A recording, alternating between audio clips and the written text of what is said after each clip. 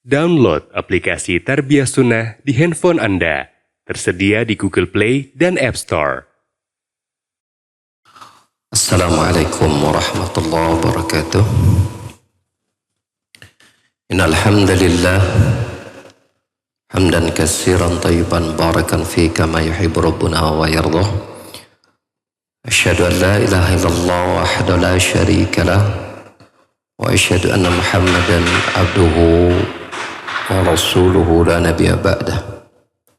Qala Allah ta'ala fi kitabil karim أعوذ السميع العليم من الشيطان الرجيم يا أيها الذين آمنوا اتقوا الله حق تقاته ولا تموتن إلا وأنتم مسلمون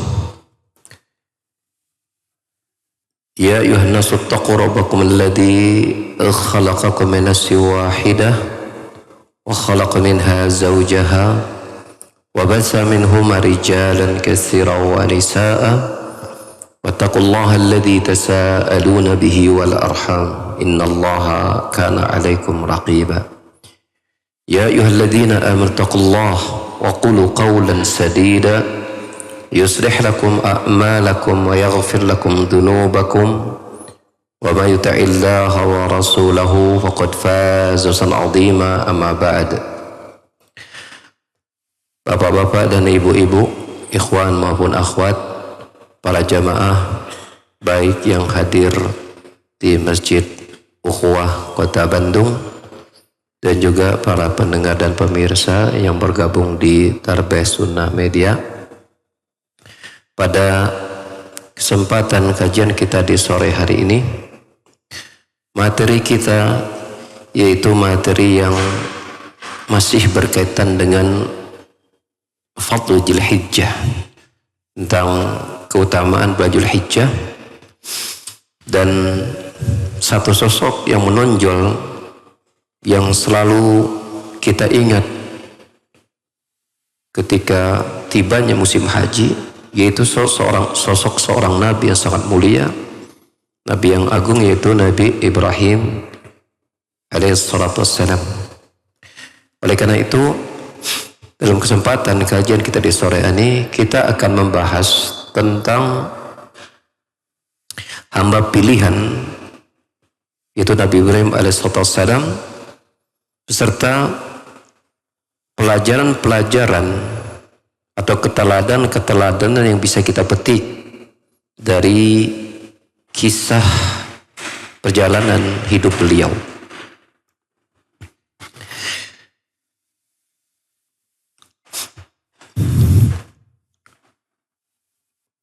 Tentang kemuliaan Nabi Ibrahim alaihissalam,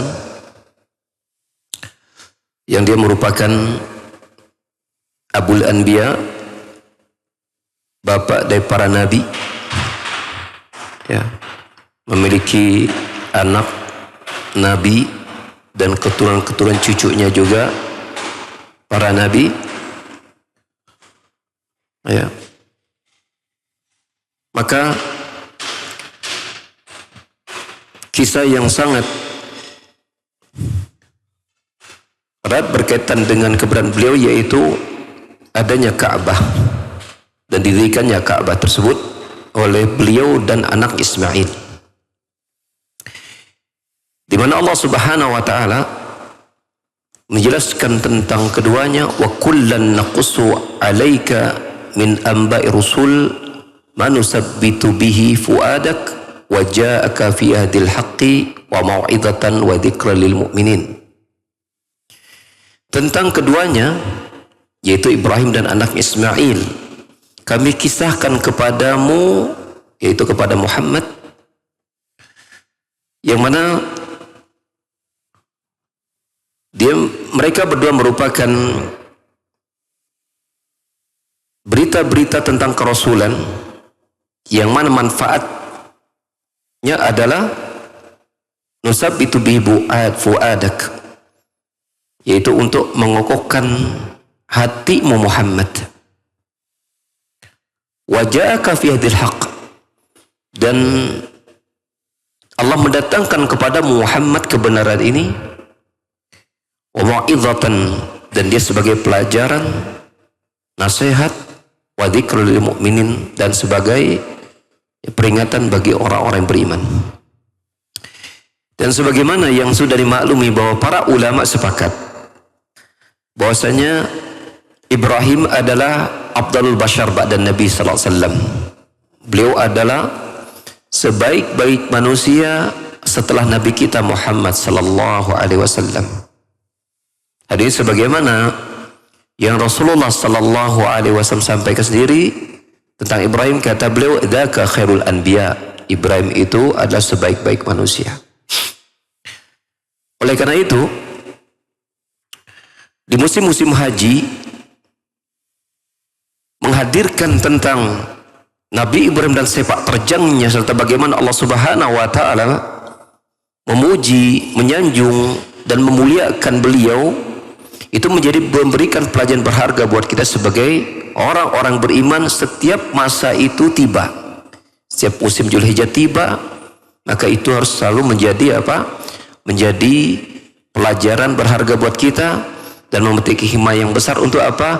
Dinusab itu bihi bu'adana, untuk mengokohkan iman kita. Dan mari kita lihat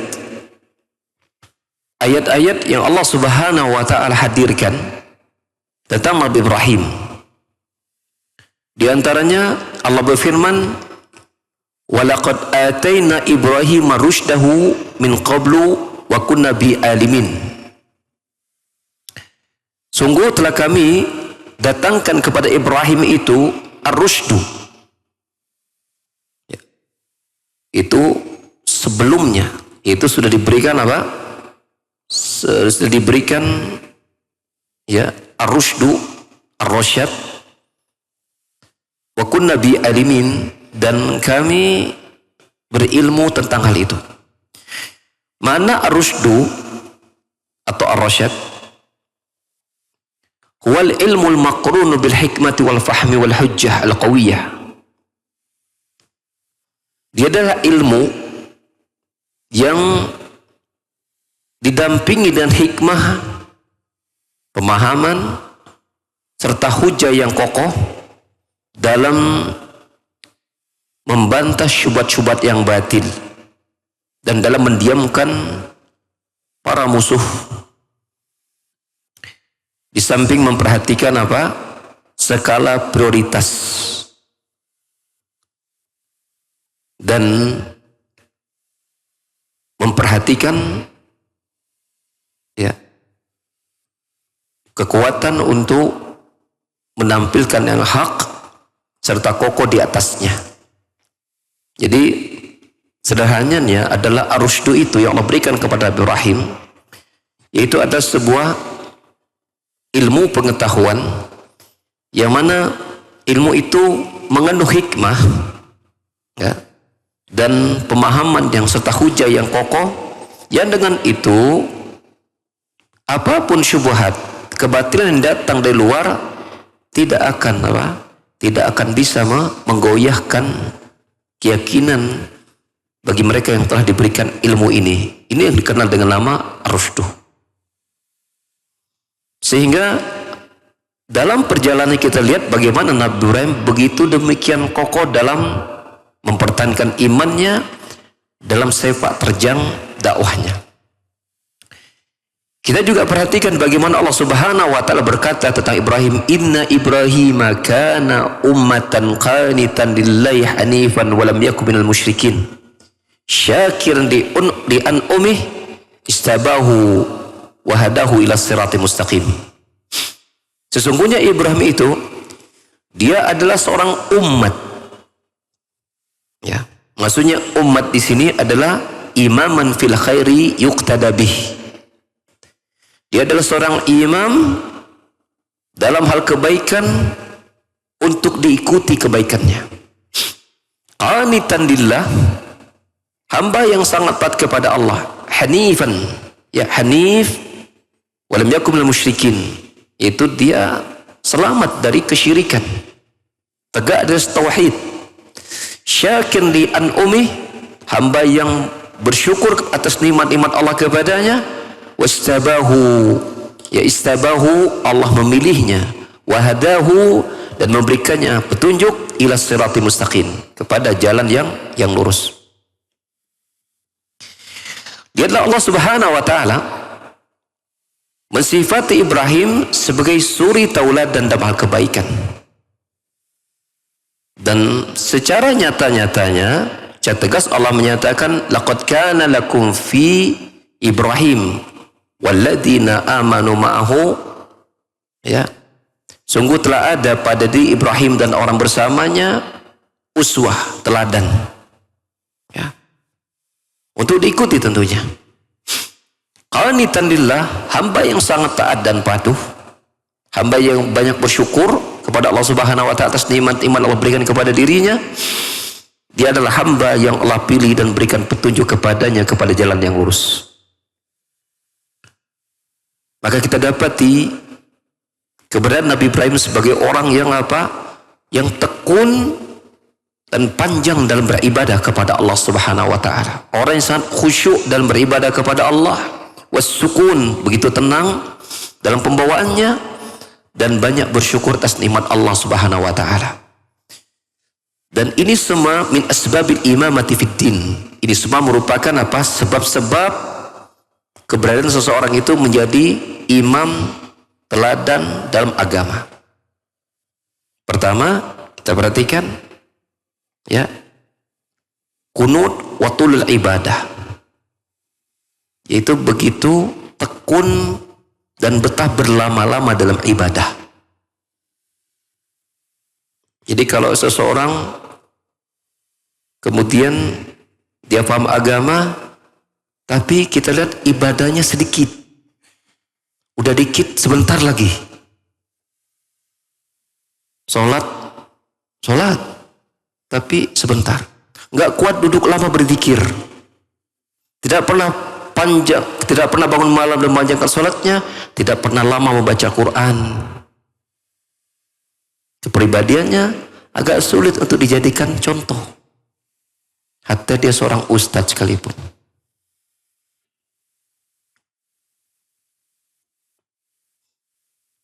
Yang kedua, wal khusyu' was sukun, ya, pembawaannya tenang,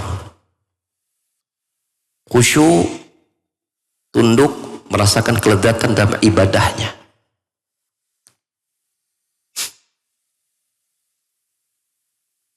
Kemudian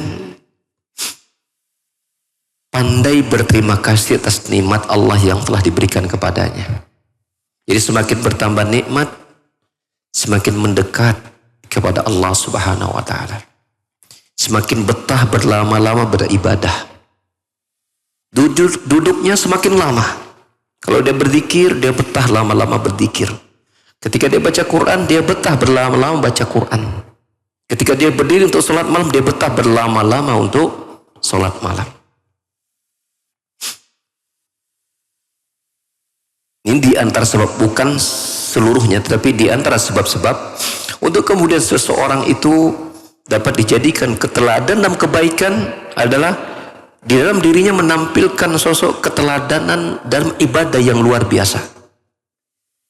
Dia pelajaran berharga buat kita, ya.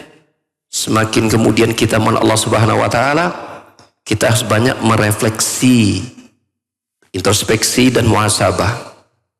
Ilmu semakin bertambah kepada kita, apakah juga menambah kedekatan kita kepada Allah?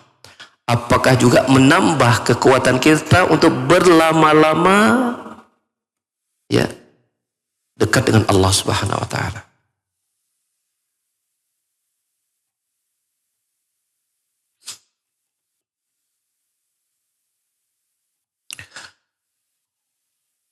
Walam yakun minal musyrikin hanifan, dan Ibrahim adalah sosok yang betul-betul menjauh dari, ya, dari berbagai macam kesyirikan. Kemudian di antara pujian Allah Subhanahu wa taala kepada Ibrahim, yaitu itmamul amali al-akmali wajhin wa itqanihi wal wafa'i bihi al-afdali surah,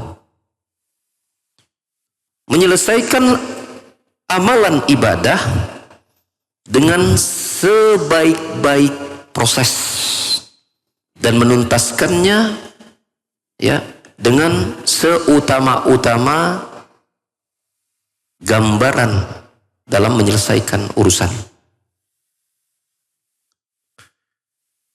Lihatlah Allah Subhanahu wa ta'ala berfirman, "Wa idz ibtala Ibrahim rabbuhu bikalimatin." Dan ingatlah ketika Rabbnya yaitu Allah menguji Ibrahim bikalimatin dengan beberapa kalimat, fatamahun, maka Ibrahim menyempurnakan kalimat tersebut. Ya, ketika Allah memberikannya wahyu, beberapa wahyu kepadanya, maka Ibrahim fa'atammahunna, maka Ibrahim apa? Menyempurnakannya dengan sebaik-baik penyempurnaan. Kemudian Allah berkata tentang Ibrahim, inni ja'iluka linnasi imama, sungguhnya aku akan menjadikanmu Ibrahim imam yang diteladani, yang diikuti oleh manusia. Allah juga berkata, wa Ibrahimul ladzi waffa, dan Ibrahim ya, sosok yang apa? Telah menyempurnakan tugas yang Allah embankan kepada dirinya.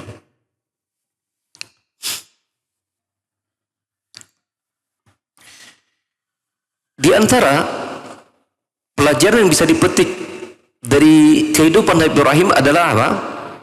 Yaitu at-taslim wal inqiyad litakalifi asy-syar'iyyati hatta law khalafa al-awatif indama amarahu rabbuhu ayyada'a hajara wa ibnahu Ismail. Yaitu Nabi Ibrahim menghadirkan sosok kepasrahan dan ketundukannya terhadap beban-beban syariat. Bahkan ketika Allah memerintahkan dirinya untuk tetap di atas perintah Allah kepada sesuatu yang tadinya akan melalaikan dirinya dari Allah Subhanahu wa ta'ala. Lihatlah bagaimana Allah perintahkan Nabi Ibrahim untuk apa? Untuk meletakkan ya, atau membawa istrinya Hajar dan anaknya Ismail ya, di tempat yang jauh dari manusia. Di saat sekian lama Nabi Ibrahim berpuluh tahun tidak memiliki anak. Begitu punya anak, kecondongan ya sebagai seorang ayah tentunya ya, apalagi ya sudah lama nggak punya, menikah sudah lama nggak punya keturunan, tiba-tiba punya, pasti sayang itu sangat luar biasa ya. Itu diakui oleh kita semua ketika kita berumah tangga puluhan tahun nggak punya anak, begitu dapat pasti kita akan menyayangi mungkin lebih daripada orang-orang yang duluan punya anak. Demikianlah Ibrahim. Namun Allah Subhanahu wa ta'ala tidak ingin hati Ibrahim itu terikat kepada makhluk. Allah menyuruh agar istrinya Hajar ya, dan anaknya itu dijauhkan.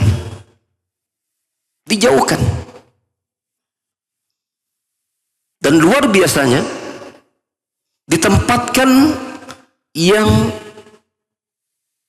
di sana tidak ada kehidupan, kalau bahasa kita. Nggak ada orang, nggak ada rumah, nggak ada pohon, nggak ada bangunan, hanya ada matahari yang terik ya, yang menerpa padang pasir yang menghampar. Dengan dibekali hanya sekantung kurma, satu kendi minuman.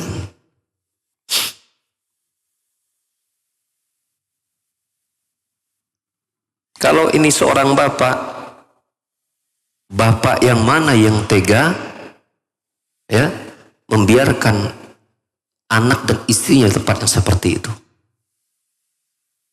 Dan istri mana yang ridho untuk diperlakukan seperti itu? Nggak akan ada. Boro-boro pak ya, di tempat yang seperti itu. Antum coba kasih dia uang dapur yang kurang. Cukup untuk 2 minggu, 3 minggu, atau cukup untuk sebulan tapi kurang. Mungkin sebagian istri mengeluh, ya kan?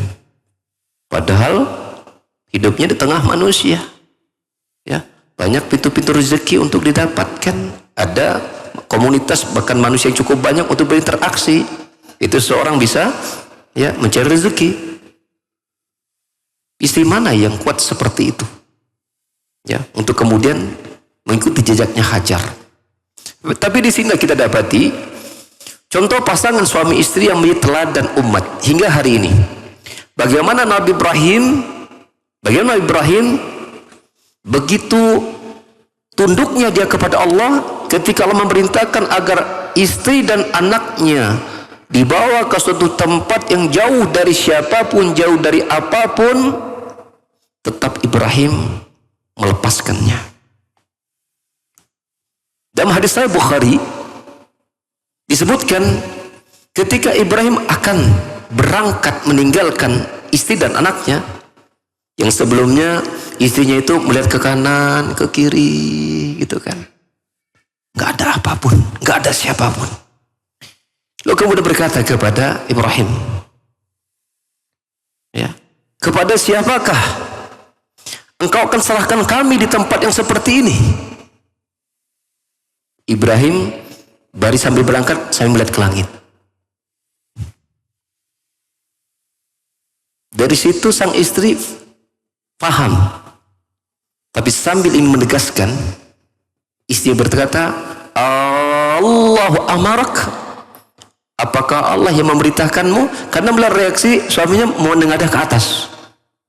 Istri bertanya, kepada siapa kau serahkan kami di urusan di tempat yang seperti ini? Ibrahim memandang ke langit, ya, asyara ra'sahu ila sama. Kemudian istri bertanya, apakah Allah yang memberitakanmu?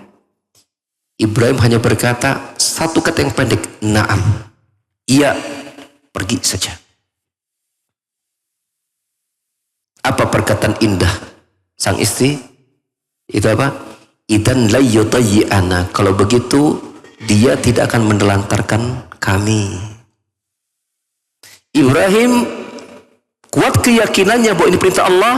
Sang istri pun yakin ini adalah perintah Allah.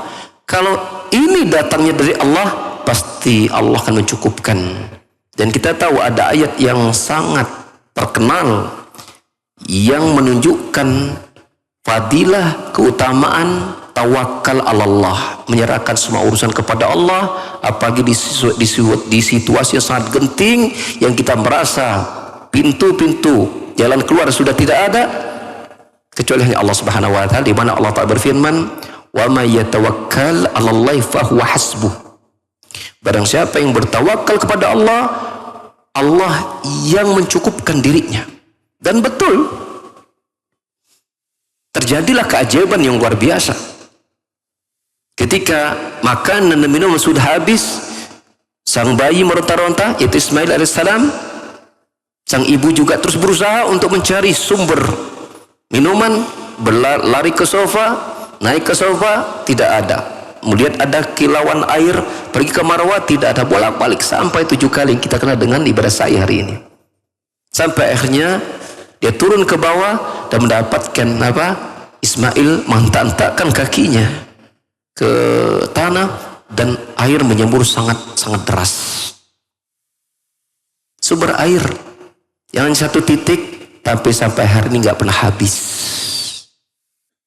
Min barakati Ibrahim alaihissalam wa ahli. Di antara kebarokahan Nabi Ibrahim dan keluarganya apa? Tuh air Zam-Zam nggak pernah habis sampai hari ini. Yang kata Nabi SAW, ma'u Zam-Zam lima syuriba lahu. Keberkahan, keutamaan air Zam-Zam itu tergantung niat orang yang meminumnya. Barokah, ini air yang barokah. Ukurannya tidak luas air Zam-Zam itu, tapi sudah berapa juta manusia meminum sejak Nabi Ibrahim sampai sekarang, gak pernah habis. Adakah sumber air yang kuat awet seperti itu? Di tempat mana yang ada di dunia? Gak ada. Hanya air Zam-Zam yang seperti itu. Air yang tidak perlu disaring, bersih, penuh dengan kaya mineral dan energi dan seterusnya. Ya, air obat dan seterusnya. Demikian pula kekokohan Nabi Ibrahim dalam menyerahkan semua urusannya kepada Allah Subhanahu wa taala terlihat ketika di dalam dakwahnya, ya, di dalam dakwahnya dia berhadapan dengan apa? Raja Taghut, raja yang apa? Membenci dakwah tauhid dan mengembangkan dakwah kesyirikan. Kita lihat perjalanan, ya, Ibrahim dalam berdakwah. Sebelum nanti kita masuk ke bab itu, bahwa Ibrahim itu adalah orang yang paling banyak melakukan sepanjang hidupnya itu berpindah, berhijrah untuk berdakwah satu tempat yang lain. Itu paling banyak, ya. Minal Iraq ila Syam, dia dari Irak, Baghdad, pergi ke Syam. Syam itu sekarang ada di Syria, Palestina dan Yordan.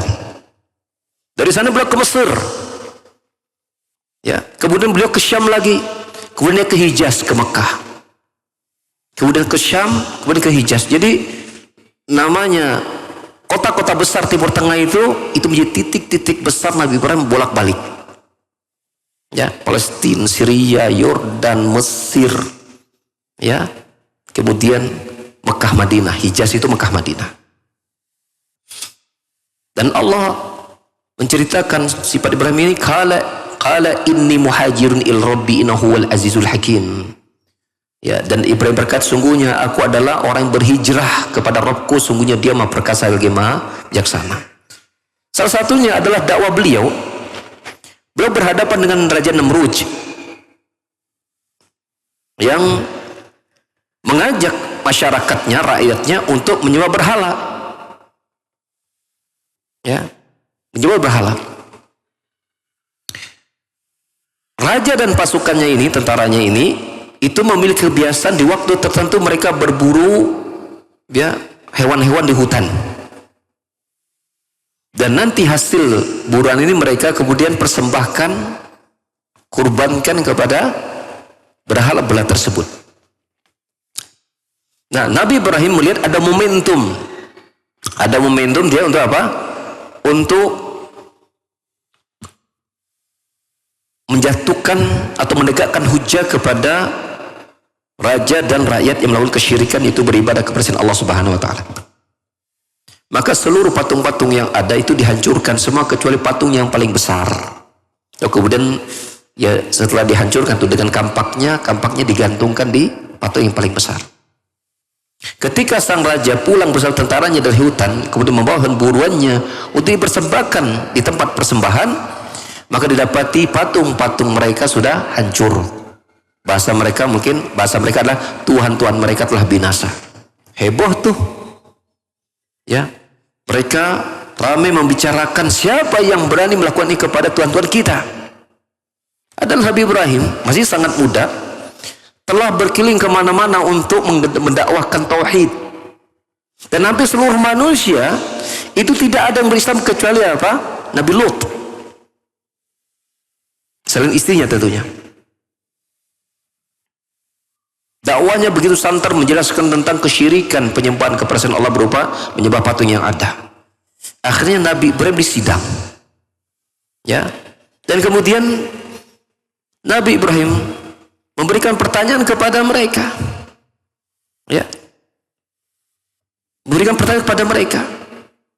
Lihatlah di sana, itu masih ada patung yang paling besar dan ada kampak di lehernya. Tidakkah dia yang melakukannya? Maka kata mereka, sesungguhnya engkau Ibrahim telah tahu bahwa ini patung tidak bisa berbicara apalagi bergerak. Disitulah kemudian Nabi Ibrahim mematahkan hujah mereka. Bagaimana Anda dan rakyat Anda, pasukan Anda, menjadikan sesembahan sesuatu yang tidak bisa berbicara, tidak bisa mendengar, bahkan tidak bisa menolong dirinya sendiri. Ibarat ini Tuhan yang paling besar tidak bisa melindungi Tuhan kecil-kecilnya. Bagaimana dia akan menolong kalian?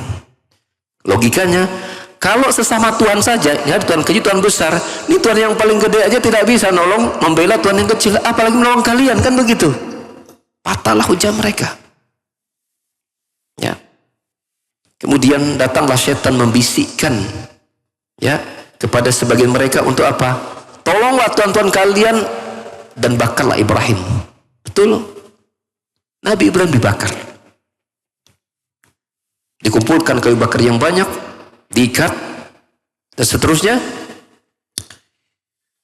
Ada sebuah riwayat yang dhaif memang, tapi ini dipunyai oleh para ulama untuk sekedar menambah fungsi ketawakal Ibrahim alaihissalam kepada Allah Subhanahu wa taala. Datanglah malaikat Jibril menawarkan bantuan kepada Ibrahim. Ya. Maka kata Ibrahim, adapun darimu aku tidak butuh. Adapun kepada Allah, maka sungguh Allah sangat tahu tentang apa yang menjadi permintaanku. Ini artinya dhaif. Hadis yang sahih adalah ucapan Ibrahim dengan mengucapkan hasbunallahu wa ni'mal wakil. Cukuplah Allah bagi kami dan dia adalah sebaik-baik penolong. Nabi Ibrahim serahkan urusannya semuanya kepada Allah Subhanahu wa taala. Ya. Dan betul, Allah langsung berfirman dan berkata kepada api. Ya. Allah berkata kepada api, ya naru kunu bardan wassalaman ala Ibrahim. Wahai api, jadilah engkau dingin dan memberikan keselamatan kepada Ibrahim. Kayu-kayu yang membakar tetap terbakar, tali-tali yang mengikat tetap ya terbakar, tapi Ibrahim tidak ada satu luka pun akibat sentuhan api yang ada pada dirinya. Kenapa? Karena Allah telah angkat pengaruh api yang ada, menunjukkan kepada kita api itu panas karena Allah biarkan sifat panas itu melekat pada dirinya. Maka untuk Ibrahim Allah cabut pengaruh panas itu dan Allah ubah menjadi dingin. Kalau ibarat kita, kalau kipas, jadi api itu seperti mengipas-ngipas Ibrahim. Kenapa Allah sebutkan jadilah engkau dingin? Kan kalau api kan bergerak tuh, bergerak apa? Jadi engkau dingin, maka ketika dia bergerak Ibrahim merasakan dingin, adem, memberikan keselamatan, apa? Melepaskan ikatan-ikatan yang ada pada dirinya. Disitulah hanya berapa banyak manusia yang beriman kepada Ibrahim, logika mereka mulai jalan. Patung-patung yang mereka sembah tidak bisa menolong bahkan tuhan-tuhan mereka sendiri, tapi Tuhannya Nabi Ibrahim bisa menolong Ibrahimnya langsung. Mereka lihat langsung. Dan mereka beriman kepada Allah Jalla wa'ala. Ajaib. Ini kisah yang sangat luar biasa. Bagaimana ketika seseorang menyerahkan seluruh persoalan hidupnya kepada Allah Subhanahu wa taala, maka Allah pasti akan mendatangkan solusi. Wa may yatawakkal 'ala Allah fa huwa hasbuh. Barang siapa yang bertawakal kepada Allah, Allah akan mencukupkan dirinya. Itulah juga yang dikatakan oleh istrinya Hajar, kalau memang ini perintah Allah, Allah tidak akan menelantarkan kami. Betul. Kesulitan yang kita alami belum sampai pada puncak yang seperti itu, belum berada pada puncak kelaparan, kehausan, belum sampai kemudian membuat nyawa kita menjadi taruhan. Maka sangat-sangat tidak pantas untuk kemudian kita berburuk sangka kepada Allah Subhanahu wa taala dengan kemudian meratap, mengeluh, ya, dengan mengatakan, ya Allah, berat amat ini musibah. Ya Allah, apa dosa saya sama Kau berikan masalah yang luar biasa bertubi-tubi gak berhenti-berhenti. Sangat-sangat tidak pantas. Karena ujian yang kita alami di masa ini, kita tahu, kata para ulama, di zaman kenabian Muhammad SAW itu puncak keimanan. Seiring waktu berjalan, itu iman makin mundur, menunjukkan kualitas iman umat itu semakin rendah. Kenapa? Karena nanti kiamat akan terjadi ketika iman semakin hilang. Maka tentu ketika Allah berfirman, la yukallifullahu nafsan illa usaha. Allah tidak memberikan beban kecuali sesuai kemauan hambanya, termasuk kemampuan imannya. Maka enggak mungkin Allah berikan beban kepada kita dengan iman kita yang tidak sehebat umat-umat terdahulu. Bahkan iman para sahabat, tidak mungkin ujian itu melebihi mereka. Karena iman kita berada dalam iman yang kualitasnya tidak tinggi-tinggi amat. Kualitas iman tidak tinggi-tinggi amat, tapi namanya fitnahnya lebih besar daripada gelombang yang ada di lautan. Maka akan mudah hancur. Dalam kondisi seperti ini, bila kita bisa memetakan masalah, kalau Nabi Ibrahim, bahkan Rasulullah SAW, itu menggantungkan seluruh hidupnya hanya kepada Allah, maka kita lebih pantas lagi. Di saat kita tidak ada lagi Nabi dan Rasul, di saat iman, fitnah, iman yang rendah, iman yang sangat besar menimpa kita, lebih pantas lagi kita mengembalikan semua urusan kita kepada Allah Subhanahu wa Ta'ala. Dalam hadis riwayat Bukhari Muslim, diceritakan bagaimana tawakalnya Nabi kita Muhammad sallallahu alaihi wasallam. Di antaranya, ya, ketika Rasulullah sedang beristirahat di sebuah pohon dan beliau menggantungkan pedangnya di atas pohon, tempat beliau berlindung, datang seseorang dari kalangan musyrikin. Datang pelan-pelan, lalu kemudian mengambil pedang Rasulullah SAW, lalu kemudian menodongkannya di hadapan beliau. Kemudian berkata, adakah yang dapat menghalangi atau melindungimu sekarang? Nabi hanya mengucapkan kalimat, Naam, Allah. Kalimatnya itu, Allah. Tapi itu kalimat yang lahir dari seorang Rasul yang tawakal di tinggi tinggi dan menggetarkan orang musyrikin ini. Sampai terjatuh pedang yang dia pegang, kemudian Nabi mengambilnya, kemudian bertanya kembali, adakah yang bisa melindungimu saat ini? Atau jawab, enggak ada. Dan itu menjawab, tidak ada. Lihatlah Rasulullah SAW ketika beliau berada di Gua Sur, di saat pasukan musyrikin Mekah akan mengejar beliau ketika beliau berhijrah dari Mekah ke Madinah, sudah berada pada jarak yang sangat dekat, ya. Dan bila mereka, ini guanya ada di bawah, pasukan ini kalau mereka melihat ke bawah, mereka melihat Rasulullah SAW dan Abu Bakar As-Siddiq. Begitu cemasnya Abu Bakar As-Siddiq akan keselamatan Rasulullah SAW. Nabi hanya berkata, ya, ma baluk, bagaimana pendapatmu? Fi rajulaini salisuhuma Allah, bagaimana pendapatmu pada dua orang yang ketiganya adalah Allah? La takhaf, innallaha ma'ana. Engkau jangan takut ya Abu Bakar, Allah bersama kita. Allah bersama kita. Situasi sangat genting, tapi Rasul tetap tenang. Yang cemas justru Abu Bakar As-Siddiq radhiyallahu anhu. Dan Rasul menenangkan Abu Bakarnya untuk apa? Serahkan semua kepada Allah Subhanahu wa taala. Ya. Kemudian para jamaah sekalian, di antara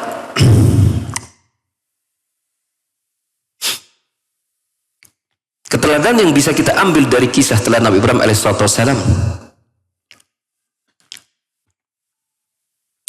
yaitu kesabaran Nabi Ibrahim dalam berdakwah, dalam berdakwah, yakni al-qiyam bidakwati bi ghaddin natri an-napaiji, senantiasa berdakwah dan tidak memandang hasil. Lihat, dakwah yang beliau lakukan sangat panjang. Lalu Allah berkata, fa'amana lahu Lut, yang beriman kepadanya yang satu orang, yaitu Lut. Sekian banyak beliau keliling kemana-mana mendakwahkan tauhid, yang beriman hanya satu orang. Yang beriman satu orang. Maka teruslah berdakwah.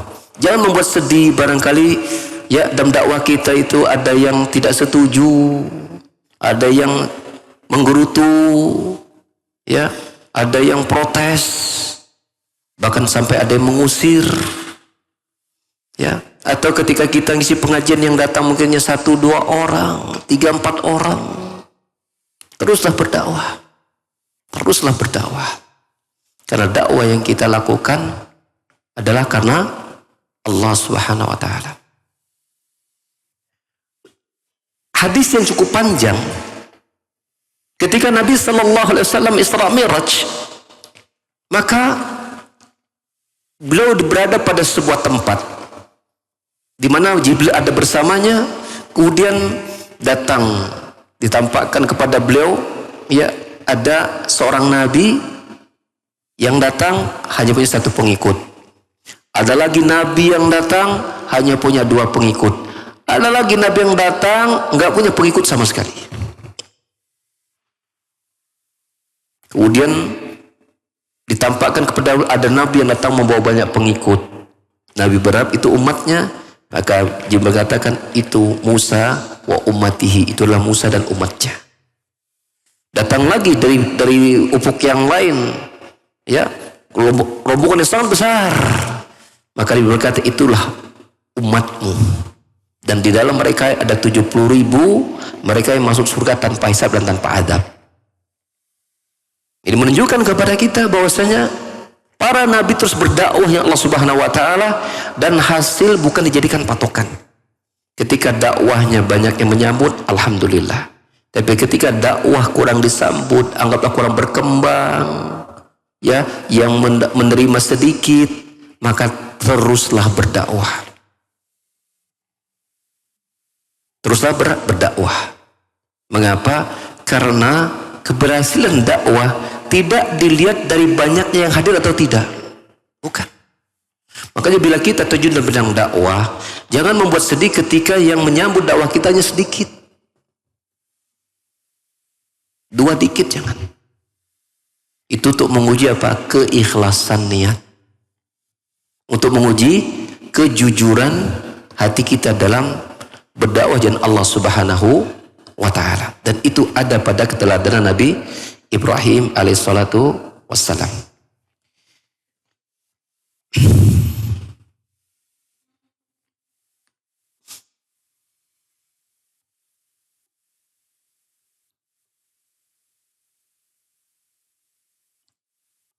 Walaupun begitu,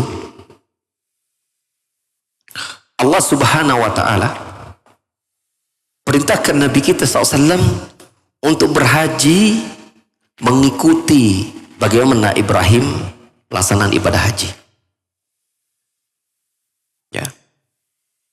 Kata Allah Subhanahu wa taala, "Adzin fin nas bil hajj." Umumkan kepada manusia untuk berhaji, ya'tuka rijalan wa ala kulli dhamirin ya'tin min kulli fajjin amiq. Maka akan mendatang kepada banyak orang dari berbagai macam tempat akan mendatangi apa? Ya, Masjidil Haram. Lihat barokahnya Nabi Ibrahim. Dakwah yang sangat panjang, yang mengikutnya hanya 1, beliau bangun Ka'bah, untuk kemudian sampai hari ini entah berapa miliar manusia mendatangi Ka'bah yang dibangun oleh Nabi Ibrahim. Buahnya adalah setelah beliau sekian tahun wafat, datang akhirnya manusia menyambut dakwah beliau. Dan di antara pelajaran kita bisa petik pada Nabi Ibrahim dan keluarganya, di antaranya itu berkaitan dengan apa?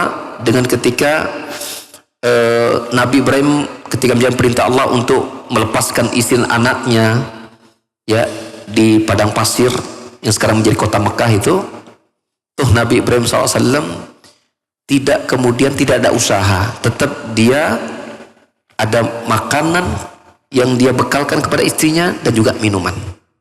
Sebagaimana Hajar ketika makan minum telah habis, ya, ketika dia berkata bahwa Allah tidak akan menyia-nyiakan kami, dia tawarkan Allah Subhanahu wa taala, untuk kemudian dia apa? Tidak diam. Hajar tidak diam untuk mengatakan kalau ini dari Allah, nanti Allah akan datangkan sendiri bantuannya, nanti akan datang dari langit turun langsung. Enggak. Memberikan pelajaran, Hajar tetap berusaha mencari air. Menunjukkan bahwasanya namanya tawakal itu adalah betul hati kita kita serahkan semua kepada Allah, tapi diikuti dengan apa? Usaha. Kita punya penyakit. Betul, minta kesembuhan, permohonan akan kebaikan dan kesembuhan tadi dari Allah kita lakukan. Tapi jangan sampai kita tidak ada usaha untuk berobat. Kecuali kalau iman kita sangat tinggi. Kita tidak mengeluh, walaupun sakitnya bertambah parah, kita tetap sabar, maka itu boleh dipilih. Tapi untuk zaman sekarang rasanya sulit orang memiliki iman yang seperti itu. Ada, mungkin sangat-sangat sedikit. Ada wow kata Nabi, berobat. Ya, berobatlah kita. Ya. Kesembuhannya nanti diserahkan kepada Allah Subhanahu wa taala. Tapi sudah Pak Ustadz, saya sudah serahkan semua kepada Allah. Berobat pun sudah dilakukan. Sudah banyak obat yang dimakan. Sudah berapa dokter yang didatangi. Berapa ahli-ahli atau pengobatan alternatif juga sudah didatangi juga. Tapi ini sakit nggak juga sembuh. Apanya yang salah? Gitu kan? Apanya yang salah? Doa sudah. Tawakal sudah. Berobat sana sini sudah. Sesuai syariat lagi. Tapi nggak sembuh-sembuh juga.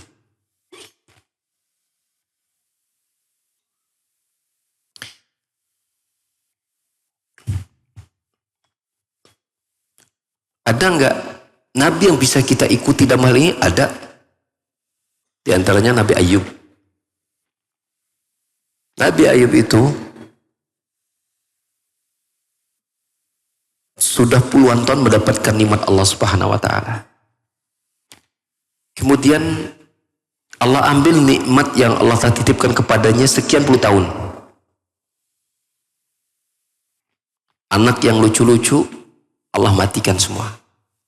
Rumahnya terbakar. Tidak ada satupun harta yang tersisa. Yang menemani hanya istri plus penyakit. Ya, yang membuat semua orang menjauh. Karena penuh dengan koreng dan nanah. Ya. Maka kalau Allah telah memberikan nikmat sekian puluh tahun, maka Nabi Ayub akan bersabar sebesar jumlah tahun nikmat yang Allah telah berikan kepada dirinya dengan kecukupan harta dan kelengkapan anak.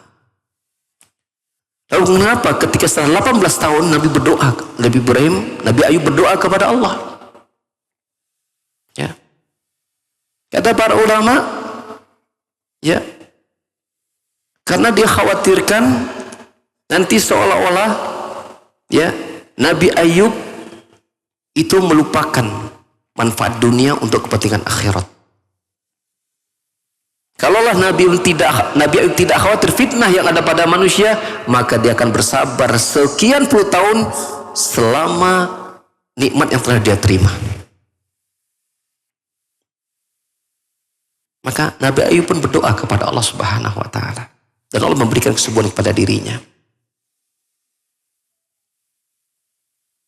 Kembali di masa kita, Allah telah banyak memberikan nikmat yang cukup panjang kepada kita. Dan Allah hanya mengambil sebagian nikmat yang telah Allah berikan kepada kita. Itu pun tidak lama. Tidak lama. Tidak lama. Itu pun juga sudah kelepak-lepaknya. Tuh, saya udah berobat Pak Ustadz, saya sudah doa, tapi nggak sembuh-sembuh. Sudah berapa tahun dapatkan nikmat? Saya alhamdulillah hidup enak sudah 30 tahun Pak Ustadz. Dikasih sakit udah berapa? Baru 3 tahun. Baru 3 tahun. Lanjutkan kesabaran. Karena bisa jadi bila seseorang itu berhusnuzon kepada Allah Subhanahu wa taala, maka justru itu tanda sayangnya Allah Subhanahu wa taala kepada dirinya. Mengapa?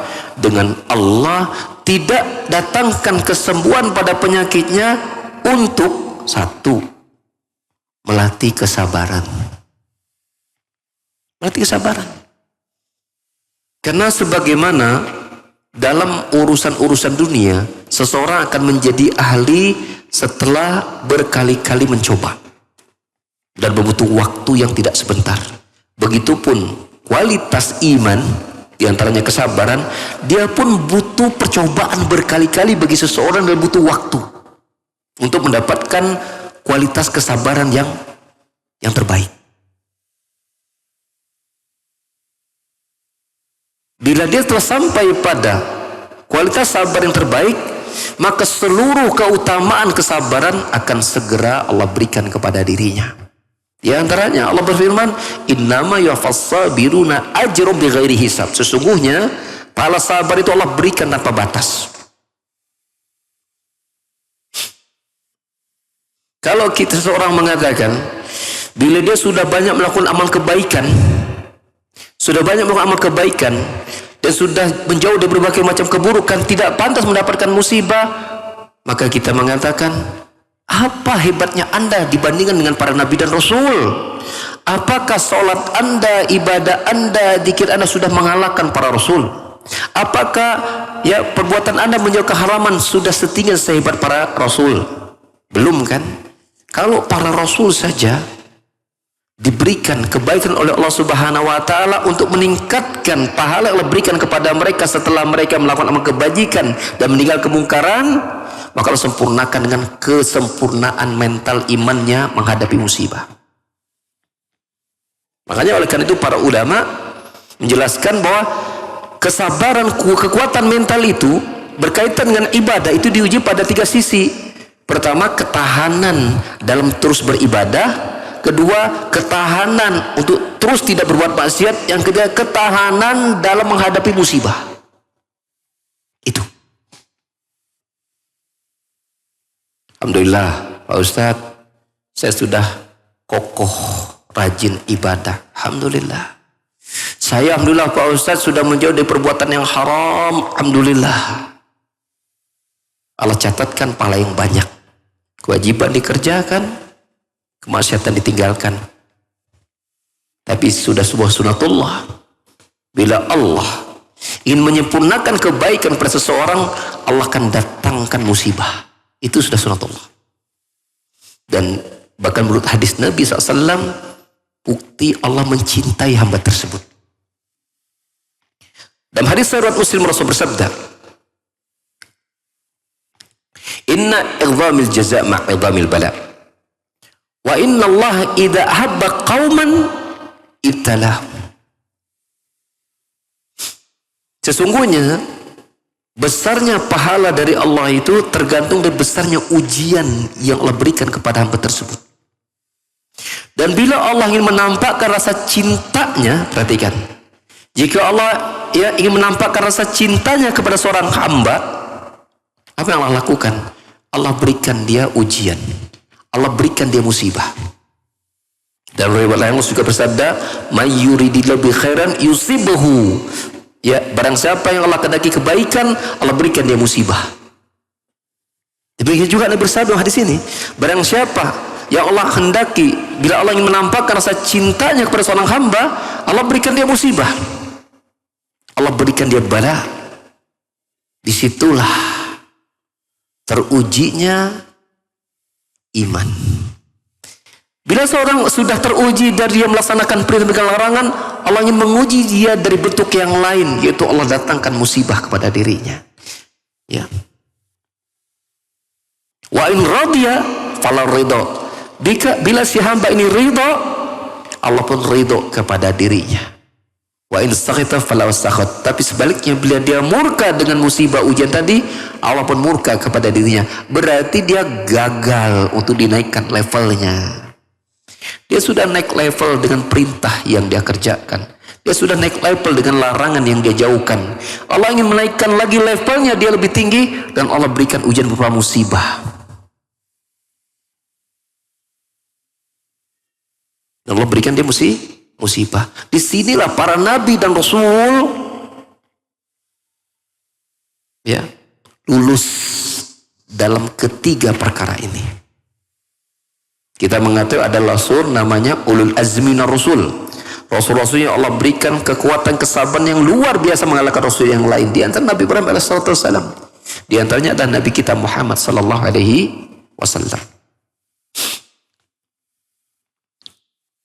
Sehingga pelajaran kita bisa petik dari kisah Nabi Ibrahim adalah tawakal sahih luar biasa, tapi berusaha juga tidak boleh kita lewatkan. Kemudian di antara kisah Nabi Ibrahim yang bisa kita petik adalah bagaimana indahnya akhlak Nabi Ibrahim kepada orang tua. Ya, birruhu biwalidi ma kufrihi wa sana'atihi litamassil wa taltufihi lahu wa adabuhu ma'hu fi mukhatabatih. Gambaran indah bagusnya akhlak Ibrahim kepada orang tuanya. Padahal orang tuanya itu bukan saja ya kafir, tapi juga pembuat patung. Berarti kalau kafir itu kafir yang kualitasnya tinggi, bukan ecek-ecek ini kafirnya itu, bukan kaleng-kaleng. Bila manusia musikin dia patung, nih bapaknya yang buatin patungnya. Dan gak mungkin kalau bapaknya buat patung, bapaknya tidak menyembah patung, pasti menyembah patung juga. Tapi dia juga yang menjadi fasilitator, yang menjadi mediator adanya penyembahan tersebut.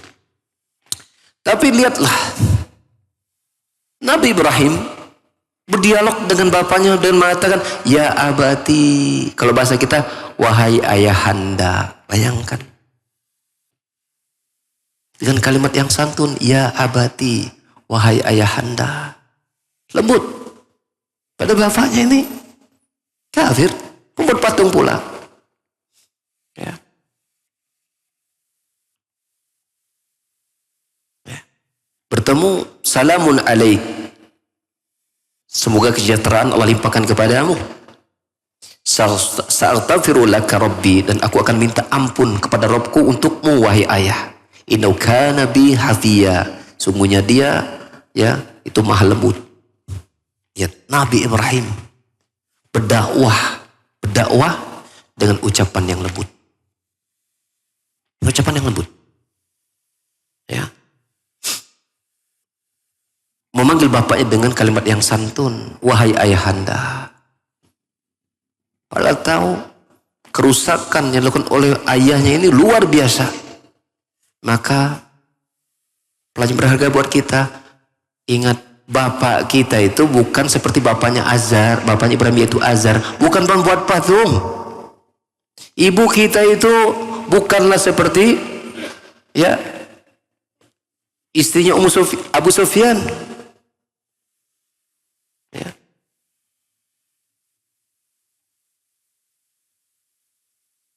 Maka lebih pantas lagi ketika kita berdakwah kepada orang tua itu dengan apa? Dengan penuh kelemah lembutan, jaga ucapan, jaga perilaku, ya. Jadi dakwah ini insya Allah menjadi indah ketika orang-orang di sekeliling kita saja itu bisa merasakan manisnya dakwah yang kita tegakkan, bisa merasakan manfaatnya ketika kita paham agama. Maka ketika kita berdakwahlah dengan penuh hikmah. Nabi Ibrahim penuh hikmah, mendakwahkan orang musyrikin itu mengajarkan cara berpikir yang logis. Sebagaimana tadi tuh patung lihat yang besar, logis. Mengajak dialog dengan dialog yang terbuka.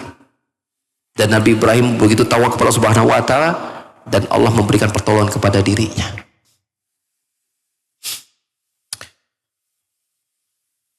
Jadi bahkan ketika kita berbicara tentang dakwah Nabi Ibrahim pun juga menyentuh birrul walidain.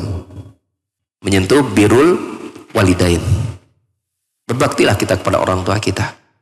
Ya, bila kita ingin selamat ya dari neraka, maka kedua orang tua kita pun kita ingin ajak mereka agar selamat dari neraka.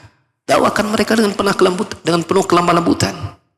Datangi mereka dengan ucapan yang lembut, dibelai rambutnya, ya, dikecup keningnya, bicarakan dengan ucapan yang santun, ya, jelaskan tentang ini dan itu yang baik, ya, dan Jadilah kita memberikan manfaat ketika kita ada di rumah. Manfaat ketika ada di rumah. Jadi misalnya bapak-bapak ibu nih ketemu orang tua pas lebaran aja, 1 tahun sekali baru pulang. Maka ketika pulang itu tampakkan dakwah. Caranya bagaimana? Pertama, ucapan kita sopan santun. Kemudian berikan manfaat. Apa yang bisa kita berikan? Ya, kalau ada uang berikan uang. Kalau ada tenaga berikan tenaga. Mungkin kita beberes rumah misalnya. Kita tahu ibu kita misalnya senang tanaman-tanaman. Beresin tanaman di rumah. Kalau perlu kita beli bunga yang kesukaan ibu kita, kita pupuk di situ. Kita tahu bapak kita misalnya senang ayam begitu kan, urus ayamnya. Walaupun hanya 1 hari 2 hari di situ, membuat dia senang. Ya. Ucapan-ucapan santun indah ada pada lisan kita, perbuatan kita menyenangkan, ucapan kita membahagiakan, setiap tutur kata perbuatan kita membuat hati orang tua merindukan, kita ingin selalu berada dekatnya. Jangan sampai kita menjadi anak yang orang tua itu nggak suka kalau kita mudik. Ente lebih baik nggak mudik, uang aja dikirim. Wah, udah masalah itu. Dia hanya butuh duit anaknya, karena anaknya nggak butuh, masalah itu. Jadi kita anak yang didudukan oleh orang tua, yang kalau seminggu 2 minggu kalau kita nggak pulang itu ditelepon, nanya gimana kabarnya, sehat nggak? Itulah kita anak yang didudukan oleh orang tua. Pun jadilah kita seorang suami yang didudukan oleh istri. Jadilah kita seorang bapak yang didudukan oleh anak-anak kita. Jadilah kita seorang istri yang didudukan oleh suami. Jadilah kita seorang ibu yang didudukan oleh anak-anak kita. Kata apa? Buah dari ilmu adalah apa? Orang-orang terdekat dengan kita merasakan manfaat dari kebaikan dan kebenaran yang kita pelajari dan kita telah amalkan. Yang terakhir, sebenarnya masih ada beberapa pembahasan kita tentang Nabi Ibrahim, tapi tentu karena keterbatasan waktu, ya kita munculkan 1 poin saja lagi yang terakhir.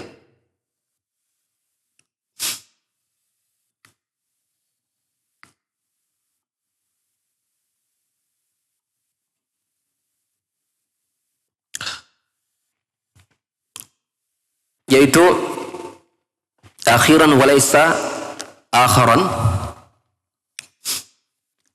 hadhil ma'ani wal ibata wal hijra wa tawakkul wa tadhiya yadu Ibrahim bil qabul. Sebegitu Ibrahim telah melakukan banyak prestasi ibadah, mendakwakan tauhid, menghancurkan patung, pindah sana pindah sini untuk berdakwah. Ya, sebegitu Ibrahim telah menampakkan ketawakalnya kepada Allah Subhanahu Wa Taala. Namun lihat, Nabi Ibrahim tetap masih berdoa agar Allah menerima amalannya. Allah ceritakan itu di dalam surat Al-Baqarah. Wa idh yarfa'u syaitanir rajim wa idh yarfa'u Ibrahimul qawa'ida minal bait wa Ismail Rabbana taqabbal minna innaka antas samiul alim. Ya, dan ketika Nabi Ibrahim dan Ismail anaknya telah berhasil meninggikan bangunan Ka'bah sesuai dengan perintah Allah Subhanahu Wa Taala. Karena bangunan Ka'bah itu berdiri, dakwah Nabi Ibrahim itu sudah mulai, ya, dibuatkan rumahnya Allah. Allah menginginkan itu sebagai tempat peribadahan manusia sampai hari kiamat. Ya. Kita ini telah sempurna, Nabi Ibrahim masih berdoa, ya, Rabbana taqabbal minna innaka antas samiul alim. Ya Rabb kami, terimalah persembahan kami ini, terimalah ya Rabb. Innaka antas samiul alim. Sungguhnya Engkau Maha mendengar lagi Maha mengetahui. Itu pun harus kita lakukan. Kita sudah berusaha, ya, untuk banyak salat, banyak zikir, banyak baca Quran, banyak sedekah, banyak silaturahim, banyak puasa, banyak bantu orang lain, menghormati tetangga, menghargai yang tua, menyayangi yang muda. Semua sudah kita kerahkan. Tinggal yang tersisa. Apa itu? Ya Allah, terimalah ya Allah. Doa. Terimalah ya Rabbana taqabbal minna innaka antas samiul alim. Makanya ya,